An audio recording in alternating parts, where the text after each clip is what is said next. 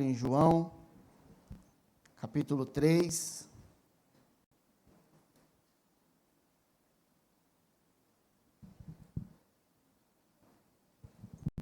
João, capítulo 3.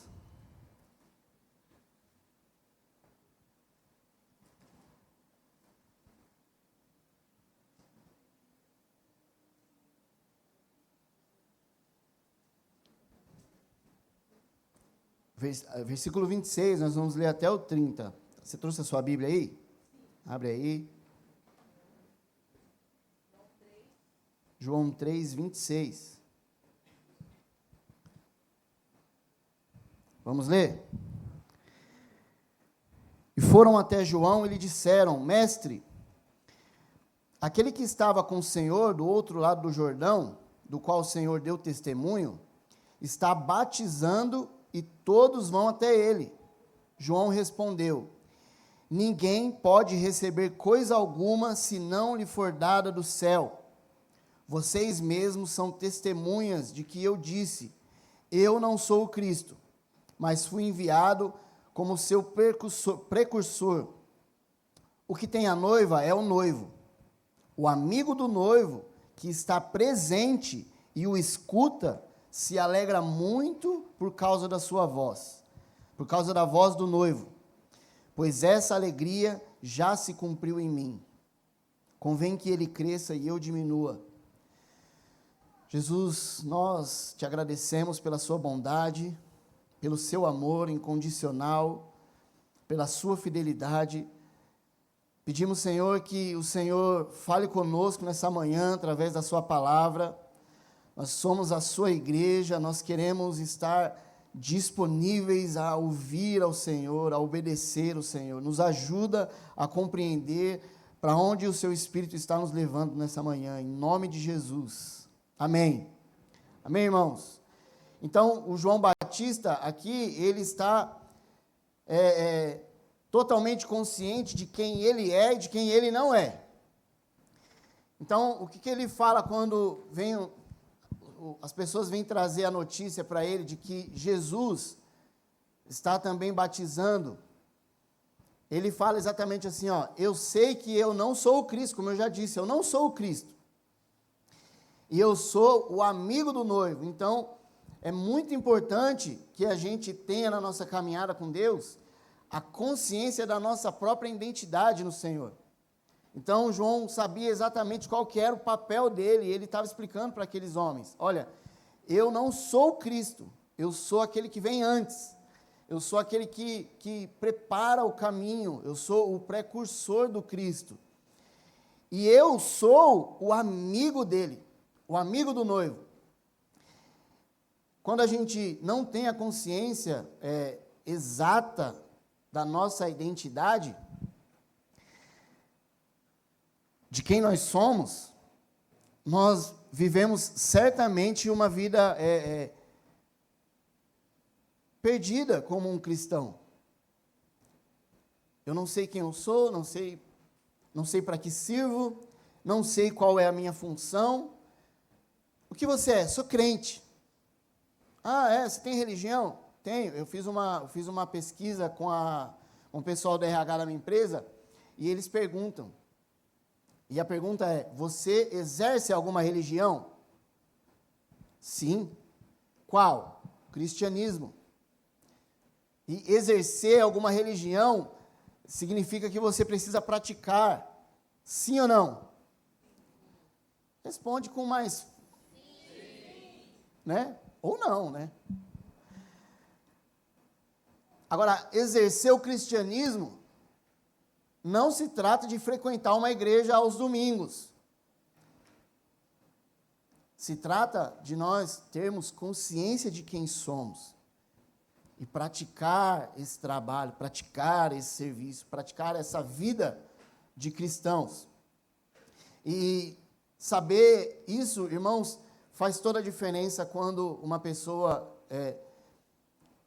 recebe o Senhor, ou quando ela é encontrada pelo Senhor. Ela ter consciência da sua identidade faz total diferença. Nós vamos ver aqui como como Deus chamava o seu povo desde sempre, na Bíblia, de duas formas, da forma coletiva, ou seja, quando ele se dirige a todo o seu povo, e de uma maneira pessoal. A nossa identidade pessoal, Deus vai mostrando em alguns lugares da Bíblia, o Pedro vai nos ajudar aí, em João, capítulo 1, versículo 12, nós vemos lá que Jesus diz, João dizendo, né, que aqueles que creem, vamos ler, mas a todos quanto os receberam, deu-lhes o poder de serem feitos filhos de Deus, a saber, aos que creem no seu nome. Então, uma forma pessoal de Deus se dirigir a nós, e de nós entendermos quem somos no Senhor, é que nós somos filhos de Deus. Amém? Então você pode ter certeza de que quando você foi encontrado por Jesus, você reconheceu o sacrifício dele na cruz, você a partir daquele momento é um filho. Você é um filho de Deus. Em 1 Pedro, no capítulo 2, 5, nós somos pedras vivas, também vocês, como pedras que vivem, ou pedras vivas, são edificados casa espiritual para serem sacerdócio santo. Então nós somos aí, tem duas maneiras de sermos identificados pessoalmente para Deus, como pedras que vivem. Então você é uma pedrinha que vive, certo? Você é uma pedra. E você também é um sacerdote, você foi ali, vocês, casa espiritual para serem sacerdócio santo. A Bíblia fala lá em Hebreus, que nós, com ousadia, podemos entrar no santuário de Deus, pelo sangue de Jesus. Antes, no Antigo Testamento, só quem entrava no santuário de Deus eram os sacerdotes. E eles tinham todo um aparato para entrar. Vocês viram a pastora esses dias pregando aqui, não sei se foi ela, se foi o Abinério, que o sacerdote nem podia suar lá dentro, senão ele morria.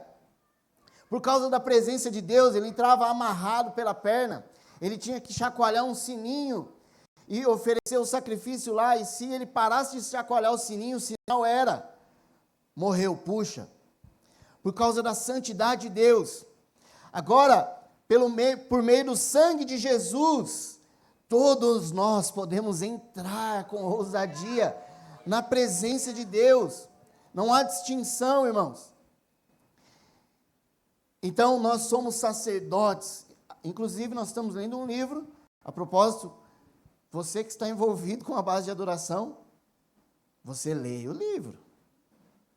Lindiana está aqui. Qual capítulo é mesmo, só para lembrar? Para eu falar aqui? 5 e 6, viu? 5, 6, 7 e 8. 4 capítulos, tá? Moleza. Para você que não lê nem os dois, esse mês tem 4. O livro chama Somos Todos Sacerdotes. E a ideia é que realmente o sacerdote não é os que seguram o microfone e ministram a palavra. Os sacerdotes são aqueles que estão diante da presença para ministrar o Senhor. Aqueles que creem no sacrifício do Cordeiro. E somos todos nós. Então, se você nasceu de novo, você é um sacerdote. Se você não sabia, fique sabendo, viu? Amém? Já foram 2 améns. Eu estou contando. E Lindiana também. E tem a identidade coletiva, que é a maneira como o Senhor chama o seu povo. E a primeira é a família de Deus, que nós somos filhos de Deus, nós fazemos parte da família de Deus. Então, nós juntos somos a família de Deus. Efésios 2,19, a Bíblia fala que, muito rápido, Pedro é demais, hein? Assim vocês não são mais estrangeiros e peregrinos, mas concidadãos dos santos, membros da família de Deus. Nós somos concidadãos dos santos e membros da família de Deus, nós somos a família do Senhor. Nós fazemos parte de uma família, e isso é real. Irmãos, você não é alguém perdido no mundo, você tem uma família. e o seu pai é o Senhor, o Deus de toda a terra. 1 Pedro 2,5, ele fala tanto que nós somos pedras vivas de uma forma pessoal, sacerdotes do Senhor, e ele também fala que nós somos casa espiritual. Então, entenda bem a lógica de sermos pedras que vivem.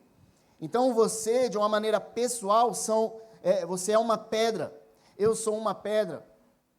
Todos nós somos umas pedras que vivem, e quando nós nos ajuntamos, nós somos a casa espiritual de Deus, onde a presença habita. Nós temos essa identidade coletiva diante do Senhor, nós somos casa espiritual. E uma forma que é a qual nós vamos tratar hoje, um pouco mais nesse assunto, nós também somos a noiva de Jesus, a noiva de Cristo. E esse assunto, esse tema, noiva de Cristo, não vem do Novo Testamento, no versículo que nós vamos ler em Efésios 5, 25. Ele vem desde antes do Antigo Testamento. Então, a Bíblia fala lá em Efésios 5, 25, Paulo dizendo assim: maridos, que cada um de vocês ame a sua esposa, como também Cristo amou a igreja e se entregou por ela. Então, Paulo está dizendo que a forma de amar as esposas, os maridos amarem a esposa, é a mesma forma que Jesus, o noivo, amou a sua igreja. Então, ele está dizendo aqui claramente que Jesus é um noivo apaixonado e amou a sua noiva, a igreja, de uma maneira tão intensa que ele entregou a sua própria vida por causa dela, para salvá-la, para tê-la perto dele, para tê-la totalmente para ele. Então, nós, como igreja, nós, no coletivo, somos a noiva de Jesus. Então, você que é um homem, você não precisa ficar contrariado em saber que você é uma noiva. Amém? É importante entender isso. Eu não posso dizer assim, eu sou a noiva, ou eu sou a igreja, eu sou o templo, eu sou a casa de Deus. Não é assim, irmãos. Eu não sou, eu sou filho, eu sou pedra que vive, eu sou um sacerdote, mas nós somos a noiva. Nós somos a igreja. Existe uma mentira onde as pessoas elas acompanham cultos dominicais na sua casa, pela internet, e ela diz, eu sou a igreja, eu não preciso lá, eu não preciso de um povo, eu não preciso de uma família, eu sou a igreja, eu creio em Jesus, eu sou a igreja. Ela não é, amém? Amém. Ela é filho, talvez, mas ela precisa ser parte da noiva, porque foi pela noiva que o noivo se entregou. Então, o tema da nossa mensagem é amigos do noivo. Eu coloquei assim, ó, eu não, né? Aí, eu expliquei para ele assim, ó, uma imagem para mim, onde o amigo fica meio de longe, sem interferir entre o noivo e a noiva. Eu achei que ficou interessante essa parte, porque é disso que nós vamos tratar. Então, irmãos, lá no Antigo Testamento, nós já vemos Deus se relacionando com o seu povo de uma maneira como um casal, como um casamento. Então, Isaías 54, no versículo 5, Deus diz assim para o povo de Israel: porque o Senhor, o Criador de vocês, porque o Senhor Criador é o seu marido, o Senhor dos Exércitos é o seu nome, o Santo de Israel é o seu Redentor, ele é chamado o Deus de toda a terra. Então, Deus está dizendo aqui para o povo de Israel, porque o Senhor é o seu marido. Nós temos um compromisso de casamento. A aliança que nós temos, ela é real, como de um marido e de uma mulher. E antes dessa profecia em Isaías, a aliança do Êxodo, ela tem uma forma exatamente de um casamento. Então, assim, é uma coisa mais profunda, mais... a gente precisava estudar mais e falar disso, não vai dar tempo, mas a forma com que Deus vai conduzindo o povo de Israel no deserto, a preparação ali quando eles vão ali no Êxodo 19, a aparição de Deus, a nuvem, quando Deus para com aquela nuvem em cima do Monte Sinai, os judeus, quando vão casar, eles preparam uma tendazinha assim, onde entra o noivo e a noiva. Aquela tenda chama Rupá. E essa tenda, para os judeus, representa a nuvem no monte. E o noivo é Deus e Israel. Sabe? O Deus e a igreja, Deus e seu povo.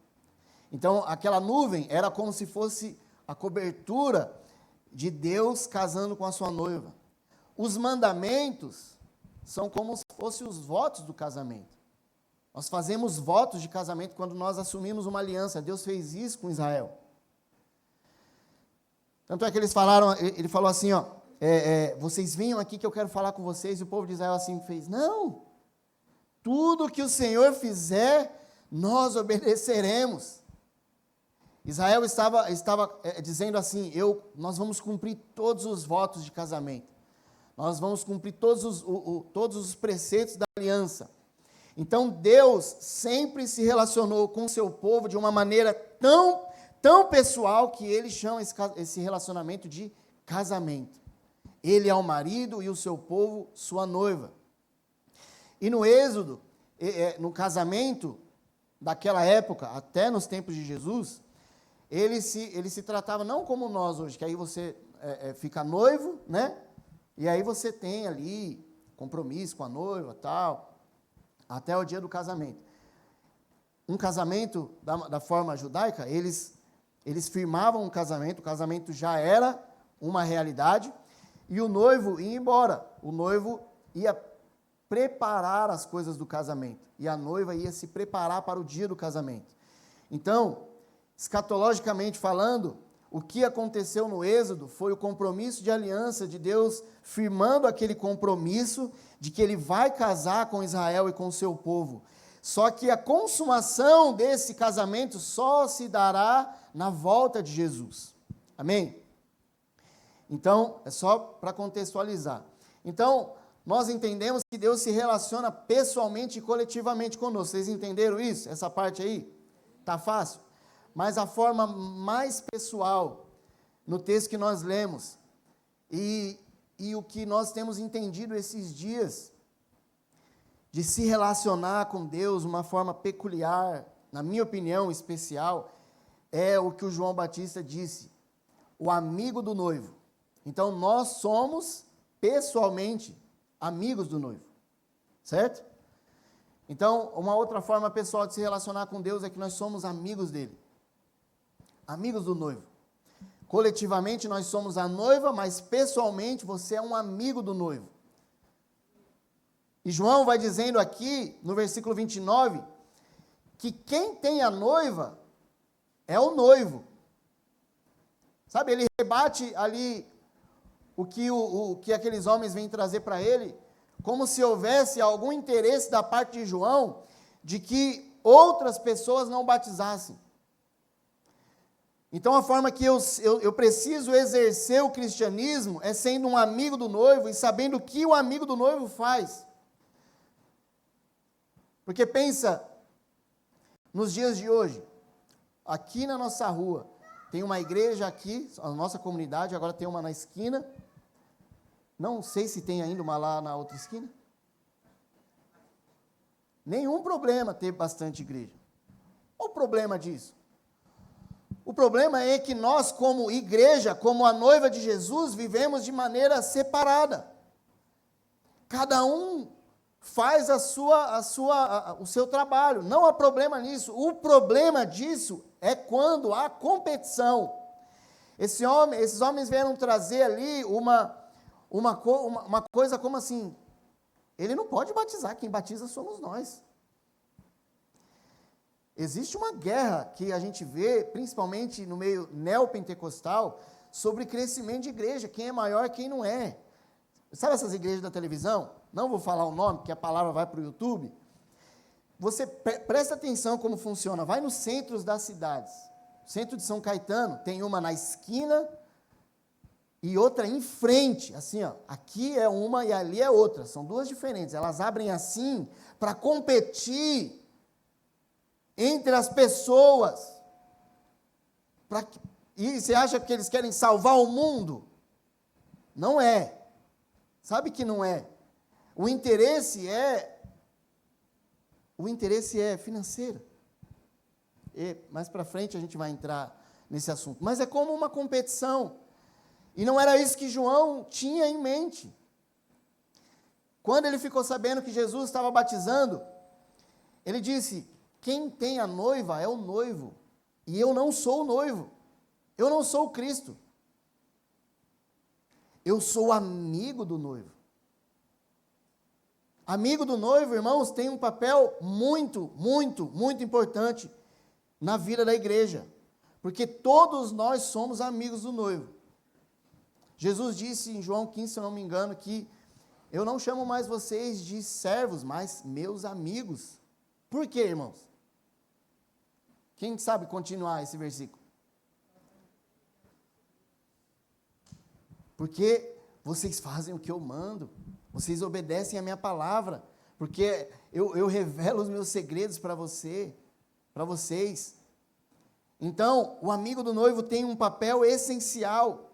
Ele tem consciência de que a noiva não é dele, ele não está trabalhando para ele. Então, nós, como amigos do noivo, precisamos ter essa consciência. E não tem a ver com, assim, formas de dons que você tem. Não, todo mundo aqui é amigo do noivo. Todo mundo está envolvido nisso. Então, não tem a ver com concorrer com quem quer que seja. É importantíssimo as igrejas, e a igreja tem várias formas.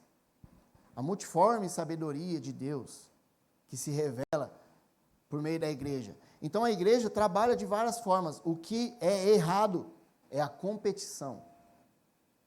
E quando o interesse da competição é financeiro, poder, status, e não está em preparar a noiva para o noivo. Vocês entenderam, né? Então, o papel do amigo do noivo, a sua alegria, nós vamos ver aqui no versículo 29, o que tem a noiva é o noivo. O amigo do noivo que está presente e o escuta, se alegra muito por causa da voz do noivo. A alegria do amigo do noivo é ouvir a voz do noivo.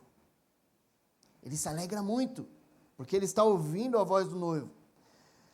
E ouvir o noivo é o nosso papel, como amigos de Jesus.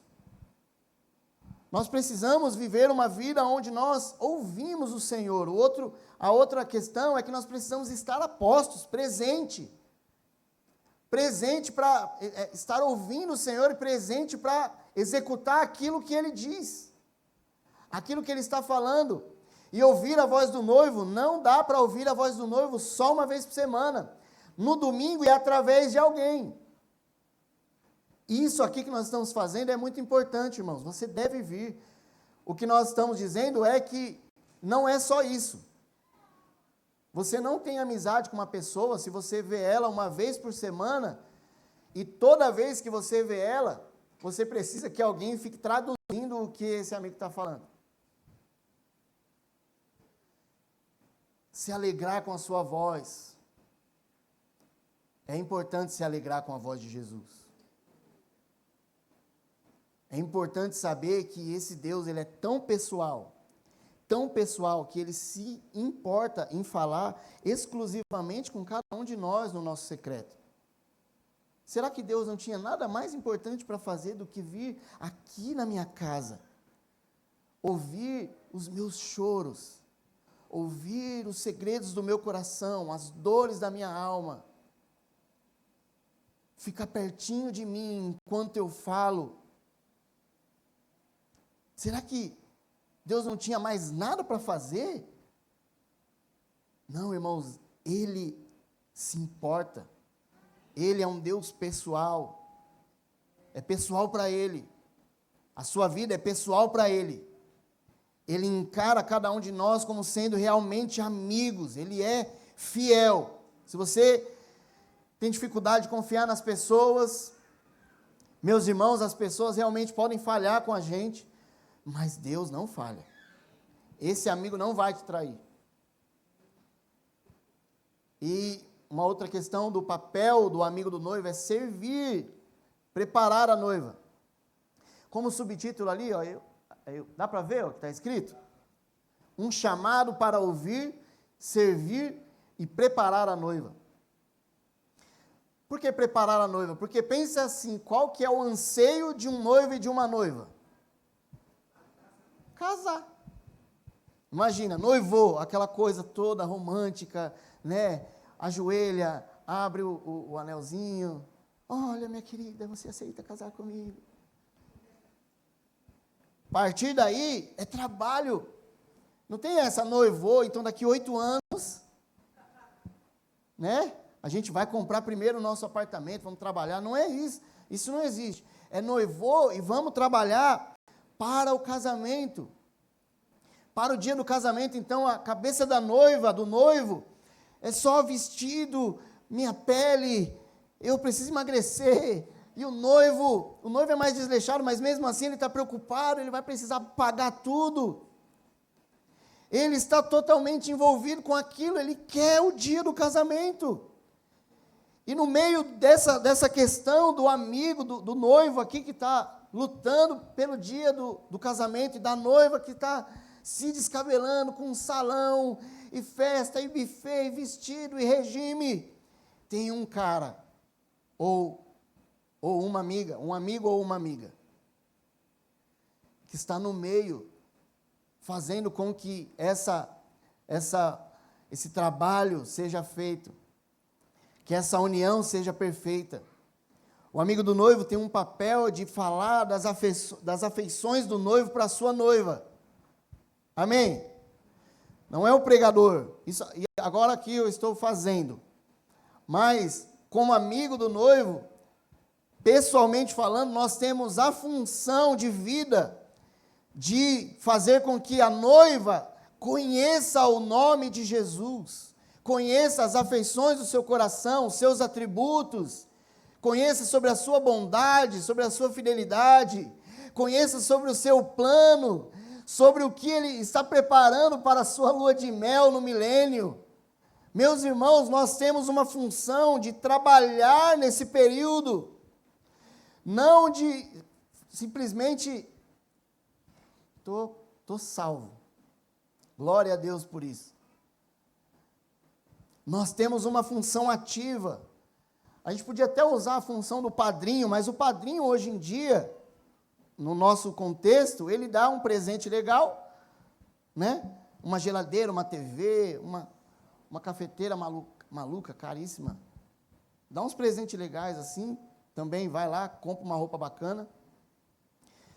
Ele não tem esse papel de trabalhar, mas no contexto que a Bíblia se trata, o casamento, existia virgens que estavam ali para servir a noiva. Lembra da parábola das 10 virgens? As 10 virgens não são a noiva. As 10 virgens estavam ali por causa da noiva e esperando o noivo. Tanto é que quando elas, 5 ali, elas estão vacilantes. E 5 espertas, com a candeia acesa, com reserva de azeite. Quando o noivo aparece, elas escutam a voz do noivo.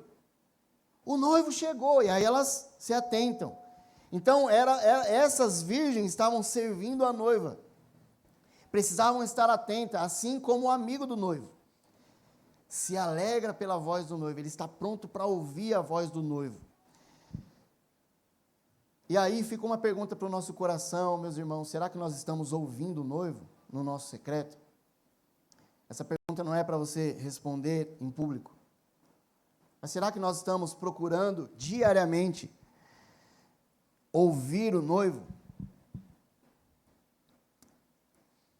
É essencial nós pararmos o nosso dia para ouvir o noivo. Nós pararmos o nosso dia para ter comunhão com o nosso amigo. É essencial, como cristãos, que nós entendamos que nós temos um papel, uma função.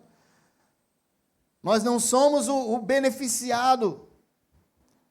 Simplesmente recebemos o benefício da salvação. Não, queridos, nós temos uma função de trabalhar como amigos de Jesus, para edificar a noiva, cuidar da noiva, preparar a noiva. É um trabalho que nós precisamos desenvolver. Nós precisamos ser ativos com isso. E será que nós temos nos alegrado com essa voz? Tão pouco, se nós não temos ouvido a voz do noivo. Eu te digo, sem apontar ou acusar quem quer que seja, mas a realidade da nossa igreja hoje, da igreja de Jesus, a realidade é que as pessoas não ouvem o Senhor. Então, nós não temos amigos reais, amigos de fato, que estão atentos, que sabem o seu papel, que têm a consciência do que eles precisam fazer. Para que eu fui salvo? Eu já perguntei isso para Jesus, porque para mim a minha vida era tão miserável que Jesus, o que você viu em mim? Como me amou tanto? Nós temos um papel, o nosso papel, embora reafirmando que frequentar os cultos semanais é essencial para que juntos nós possamos provar da presença de Jesus, possamos adorar e possamos conhecer um pouco daquilo que o Espírito está dizendo naquela semana, para as nossas famílias, juntos. Mas se você só fizer isso, irmãos, você está como uma parte do corpo que não funciona. O exemplo, você tem uma parte que está difícil, está funcionando com dificuldade. Hoje ela está só aqui, está vendo? Suporte. Já está ajudando muito. Mas eu não posso levantar o braço assim, levantar para lá, para cá. Eu faço só assim. É uma parte que não funciona. Se essa parte não funciona, essa parte aqui tem que fazer o serviço que era para essa parte fazer. Logo, essa parte aqui fica sobrecarregada. Por isso que eu disse, coloque uma meia usando só a sua mão, a mão que você escreve ainda. Que é essa, né? No caso é a minha. Graças a Deus que foi a direita que está boa. Coloca uma meia. Como você vai sofrer, você vai suar, você vai desistir, vai ficar nervoso, vai falar, que bobeira do João. Mas se você conseguir, pede para o marido, para a esposa filmar, porque vai ser engraçado, no mínimo. A verdade é que quando nós, como amigos de Jesus, não ouvimos Ele, não somos de verdade amigos. Porque, sabe amigos de Instagram? Você não deve ter um monte? É lá amigo, né? Não é amigo? Amigo. Estou seguindo meu amigo. E aí você vê sempre as postagens dele. Às vezes você curte. Às vezes nem curte. É como se a gente estivesse só vindo no culto aos domingos. De vez em quando eu vejo uma postagem de Jesus.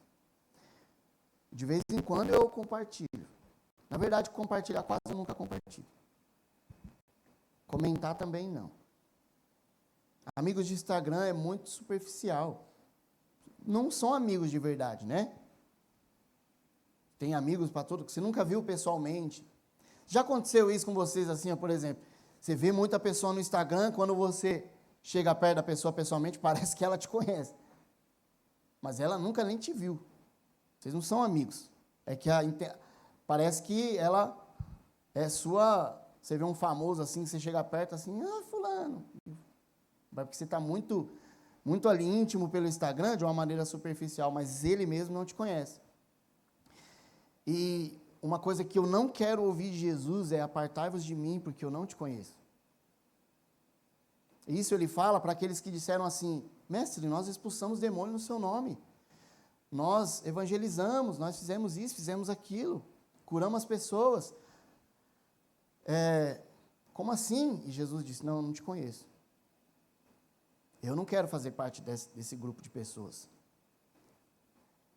Essa é uma dificuldade que nós enfrentamos no nosso afastamento de Jesus. A maneira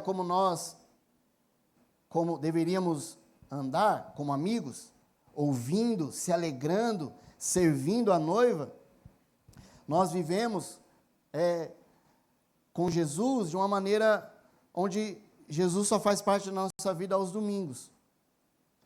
Ou quando a gente está com algum problema, alguma dificuldade.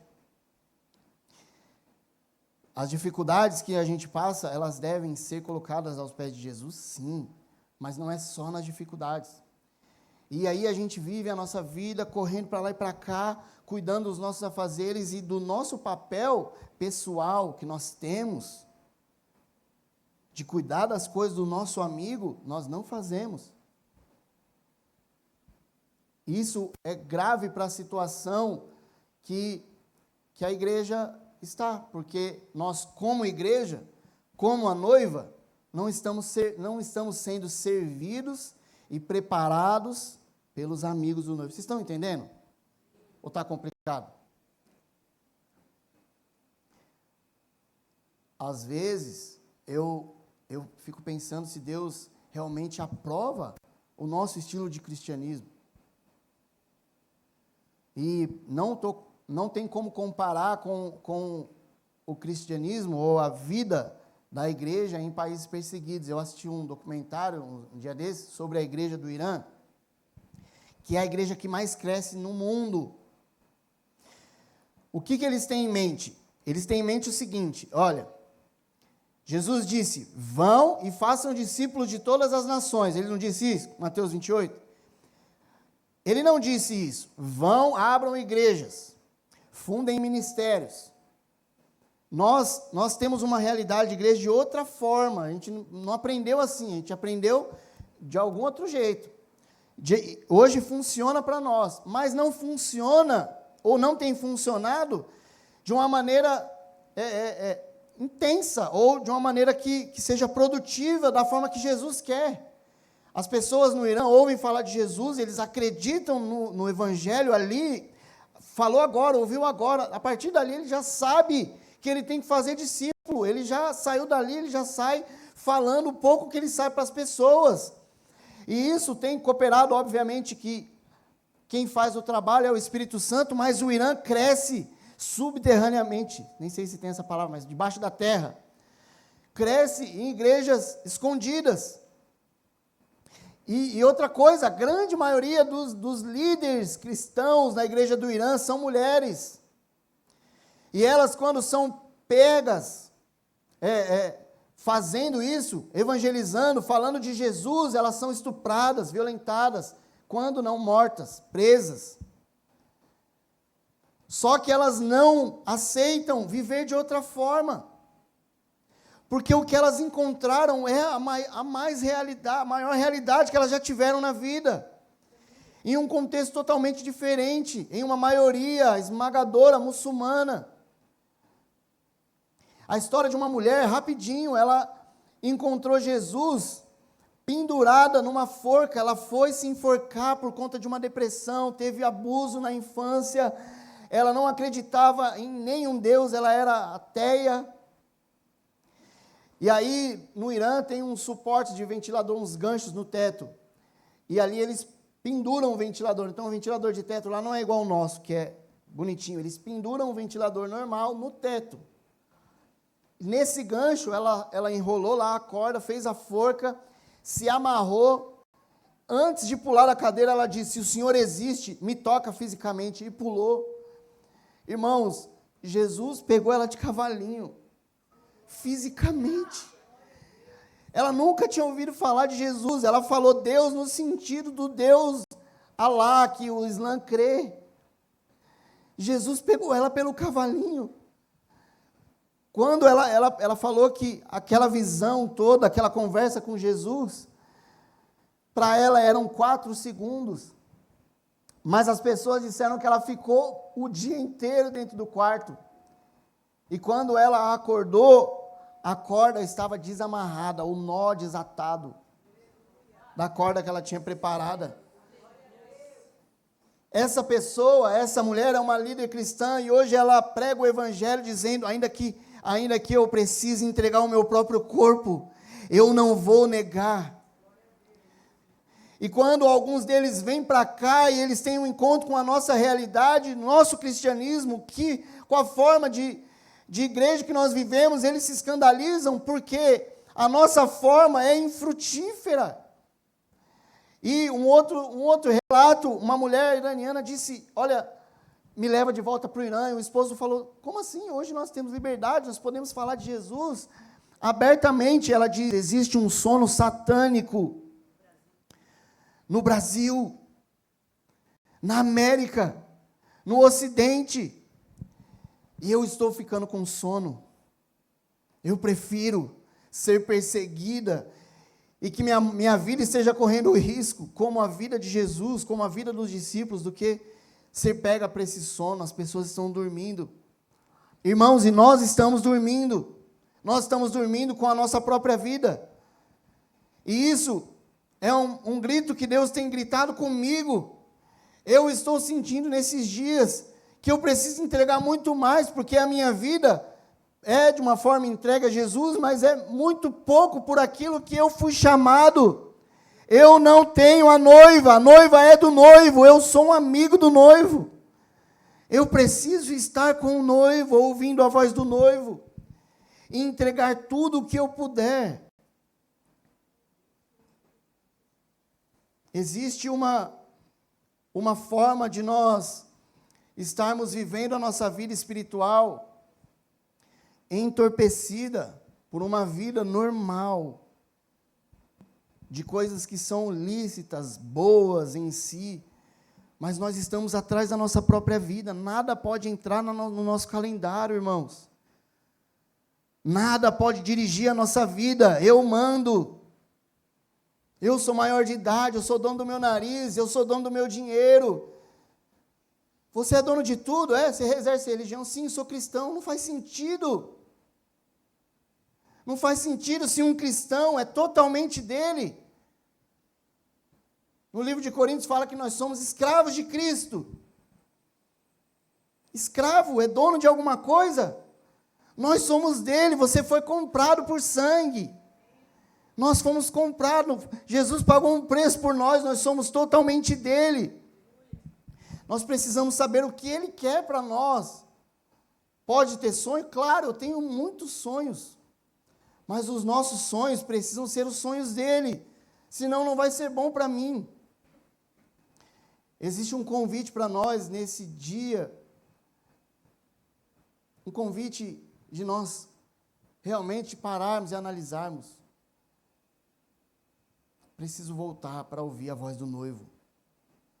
Esses dias eu estava conversando com a Jojo e dizendo para ela que Deus não está bravo com ela. Quem fica bravo quando ela não lê a Bíblia sou eu.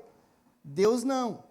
Deus está ansioso para ela se achegar, abrir a Bíblia, falar com Jesus, ouvir Jesus. Ele não vai te condenar.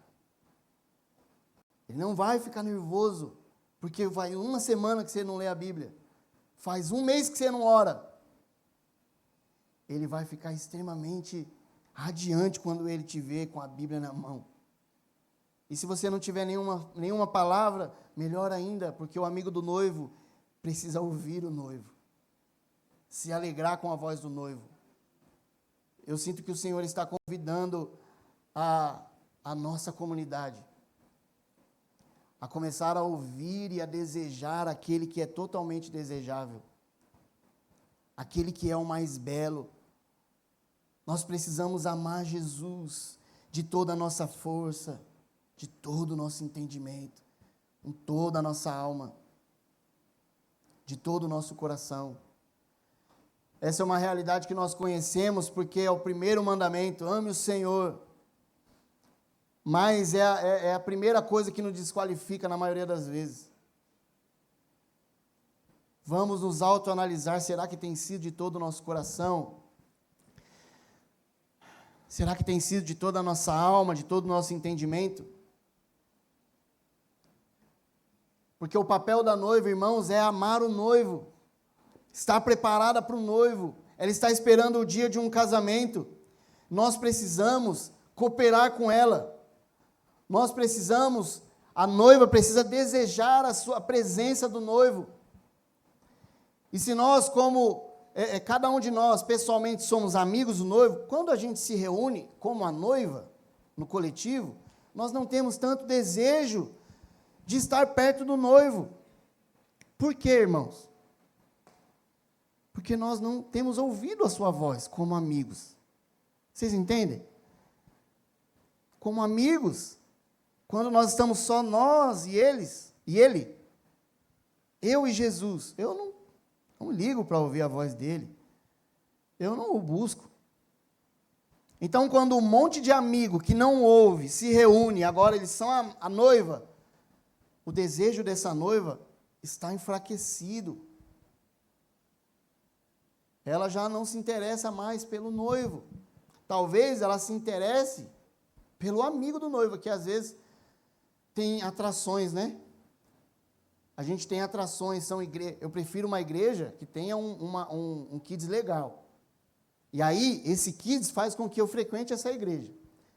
Só que eu não estou atrás do noivo, na verdade eu estou atrás do benefício que aquela igreja está... Então, aquela igreja, no caso, aquela congregação, está roubando a realidade, a beleza, a majestade do noivo. Nós temos um grande chamado, irmãos, como cristãos. E você pode ter certeza que ele não se dá em estarmos aqui somente reunidos todo domingo. Isso é uma parte.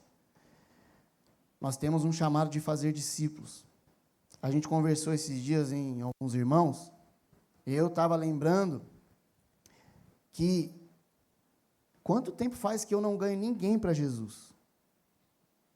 Nenhuma pessoa assim que eu fui atrás, peguei e trouxe, ajudei. Você consegue lembrar?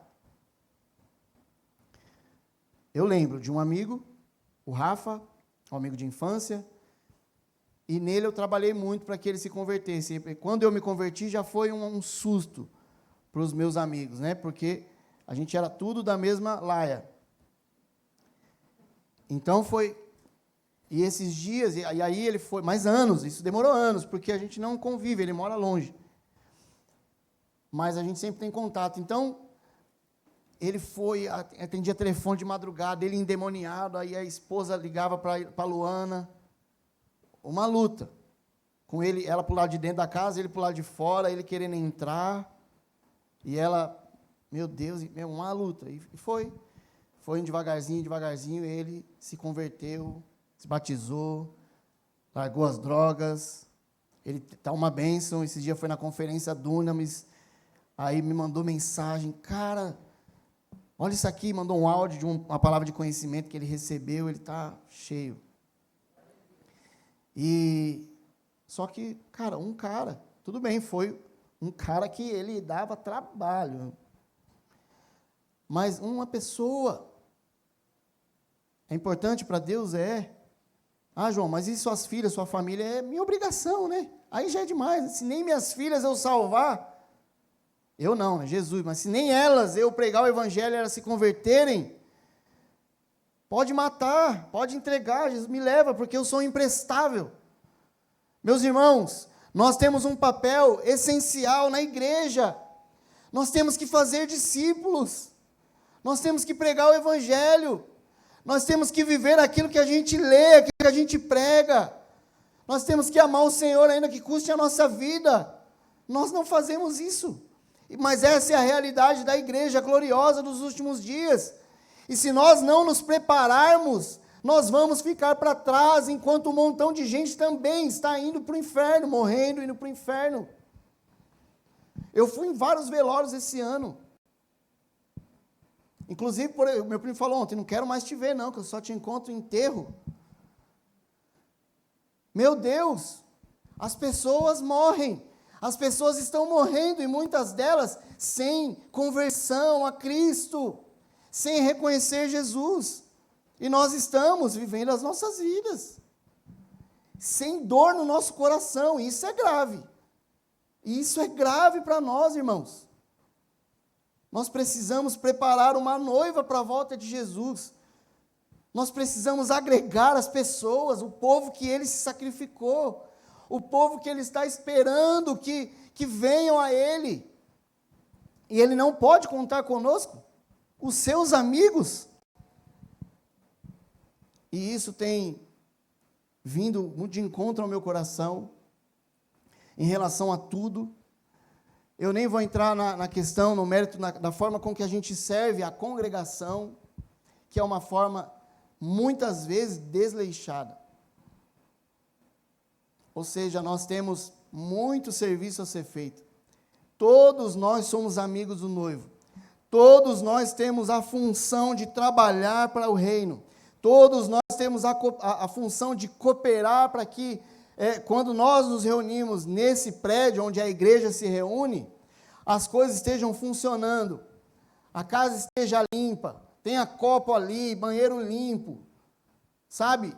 Organização, os ministérios que a gente trabalha, os lugares que a gente trabalha para arrecadar fundos, como o frango, que dá um baita trabalhão, que nós estamos vendendo. A propósito, não esqueça, nós falhamos, irmãos, falhamos.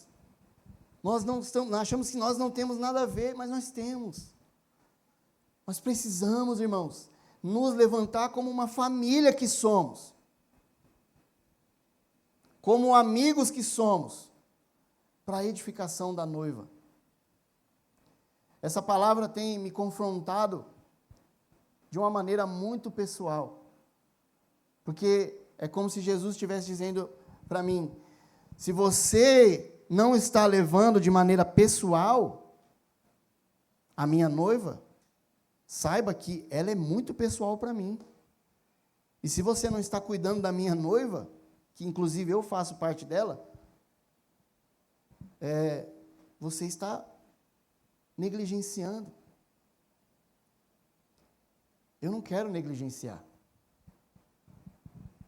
Nós, como noivo, como amigos do noivo, precisamos nos atentar.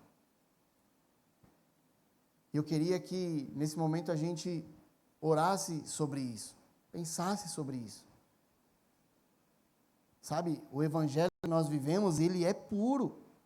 Você não vai ouvir aqui a teologia da prosperidade.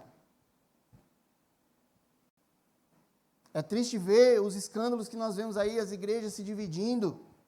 Por que tem divisão nas igrejas hoje? Tem um caso bem recente agora aí, um escândalo. Aí aquele camarada sai, leva um montão de gente, porque ele teve uma visão. Cara, nós precisamos nos levantar, irmãos. Nós somos uma congregação que tem relacionamentos, nós conhecemos, a grande maioria dos irmãos aqui conhece de verdade um ao outro, sabe as dificuldades. Um participa da vida do outro, na alegria e na tristeza, na dificuldade. A gente tem tido comunhão, a gente tem visto amizades espirituais nascendo verdadeiramente. Pessoas que se importam, pessoas que amam. Só que nós precisamos olhar para aquilo que o Senhor está fazendo e participar. É mais ou menos assim, não é opcional. Nós somos amigos do noivo, e o amigo do noivo ouve o noivo, ele está presente, ele está pronto para servir. Porque convém que ele cresça e eu diminua. Convém que ele cresça e eu diminua. Como amigo do noivo, eu preciso estar totalmente invisível, servindo a noiva. Fique em pé no seu lugar.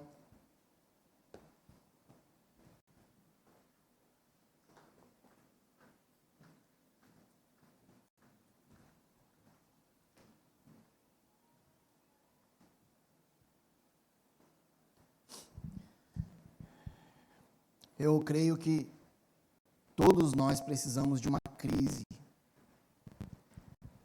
interna, uma crise como homens e mulheres. Uma crise no sentido que essa crise nos leve à realidade do conhecimento de Jesus, do seu plano, do seu propósito, da nossa função. Nós não temos que largar o nosso emprego e sair pelas praças pregando o Evangelho, não é isso. Mas é entender que nós, como cristãos, não somos mais pessoas normais. Nós fomos salvos da ira de Deus. Nós fomos comprados pelo sangue de Jesus.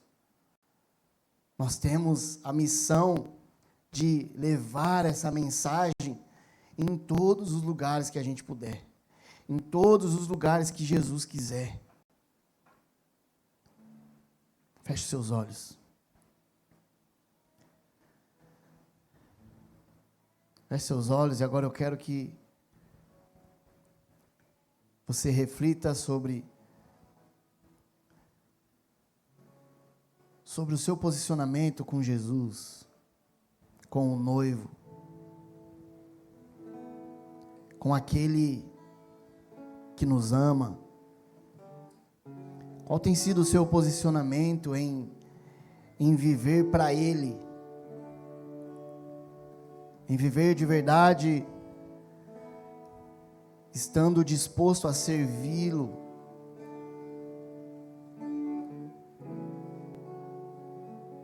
Coloque o seu coração diante de Jesus agora. Se você precisa de arrependimento, se você precisa voltar para um caminho que você não tem trilhado, faça isso agora. Faça isso agora. Comece a falar com Jesus. Você é a noiva desejada pelo noivo. Nós somos a noiva que Ele tanto deseja, a noiva que Ele tanto ama. Se a noiva está ferida, Jesus está aqui para curar a noiva, curar as feridas da noiva. Oh Jesus, oh Jesus, prepare a sua noiva, Jesus. Faça de nós uma noiva extremamente apaixonada pelo Senhor. Faça de nós, Senhor, amigos do Senhor, aqueles que estarão prontos, aqueles que estarão alegres em te ouvir, aqueles que estarão presentes. Senhor, levanta amigos do Senhor, a qual o Senhor poderá confiar os segredos do seu próprio coração. Jesus, levanta amigos do Senhor aqui no nosso meio, daqueles que têm a total consciência de que nós não somos o noivo, nós somos o seu amigo, que nós devemos servir, que nós devemos trabalhar para um dia, meus amigos, um dia específico, que nós veremos a glória do noivo aparecendo nas nuvens, radiante, glorioso, vindo para encontrar-se com a sua noiva, que está com a sua roupa totalmente limpa, resplandecente, uma noiva extremamente apaixonada, ansiosa pelo seu noivo, que está junto com o Espírito, dizendo: Maranata, meu amado.